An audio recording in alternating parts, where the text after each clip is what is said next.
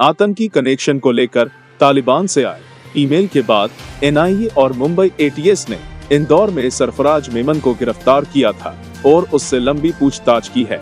हालांकि पूछताछ में किसी बड़े आतंकी संगठन या आईएसआई से इसका सीधा कनेक्शन नहीं मिला है।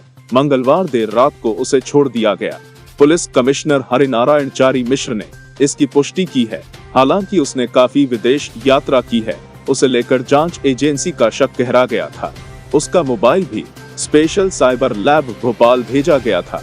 डीसीपी इंटेलिजेंस रजत सकलेचा ने बताया कि सरफराज, उसके माता पिता व 2 अन्य लोगों से कई बिंदुओं पर पूछताछ की गई थी। किसी आतंकी संगठन में कनेक्शन सामने नहीं आया है और लंबी पूछताछ के बाद सरफराज को छोड़ दिया गया है।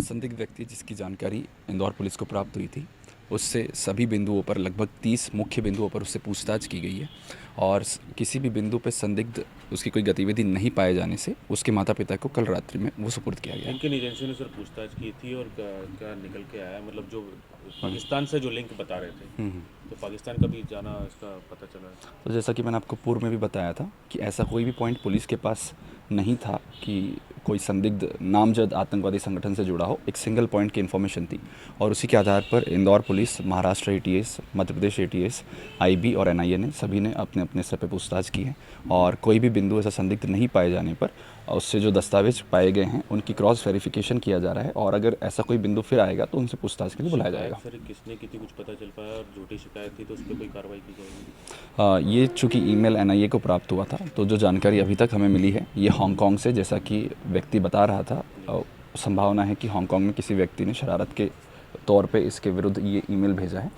तो जिस व्यक्ति के साथ ये मानहानि हुई है, अगर वो चाहे तो वैधानिक कार्रवाई कर सकते हैं। सर क्या निकल के बाद कोई वजह सामने आई, क्या निकल के बाद तो जो बातें सामने आ रही थी, जो आरोप लग रहे थे, उसमें कितनी सच्चाई या उस बिंदु की तरफ कुछ और भी तथ्य सामने मिले हैं कुछ? तो प्राथमिक तौर पे जो कि उन्होंने शिकायत करी थी उसके बाद इस व्यक्ति ने जो बताया अपनी तरफ से कि मेरी किसी से लड़ाई हो गई थी, तो प्रथम दृष्टया लग रहा है कि किसी ने झूठी शिकायत उसकी करी थी।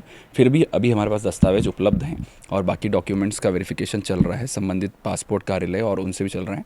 अगर हमें फिर भी कोई संदिग्ध चीज़ मिलती है या इससे जो जुड़े हुए लोग हांगकांग में या चाइना में हैं उनसे अगर हम संपर्क करते हैं और ऐसा कुछ फिर संदिग्ध प्राप्त होता है जो इसने सूचना हमको दी है, अगर वो वेरीफाई नहीं हो पाती है तो फिर वापस इनको पूछताछ के लिए बुलाया जाएगा। पत्नी की बात सामने आ रही, वो क्या है सर? क्योंकि वाली जो पत्नी शादी कर रही थी फिर डिस्प्यूट चल रहा था, ये बात सर निकल के सामने आई थी कि वकील भी शिकायत कर सकता है। तो जैसा कि उन्होंने बताया था कि पहले चाइनीज़ एक महिला है जिससे उसकी शादी हुई थी और उसके बाद उसको एक वकील से उसका वाद विवाद हो गया था और वकील ने उसको कुछ अनर्गल बोला भी था और इसने भी उससे अनर्गल बातचीत करी थी। उसके पश्चात ही जो संभावना बन रही थी कि उसी ने इसकी शिकायत करी होगी।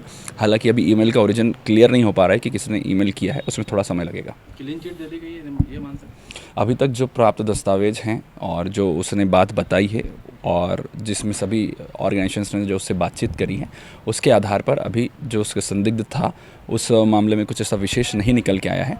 लेकिन भविष्य में अगर फिर वापस डॉक्यूमेंट्स के आधार पे या उसने जो बात हमको बताई है उसके बयानों को अगर क्रॉस चेक करने पे कुछ गलत निकलता है तो फिर वापस उस पर कार्रवाई की जाएगी। खुलासा प्लस इंदौर से शकील शेख की रिपोर्ट।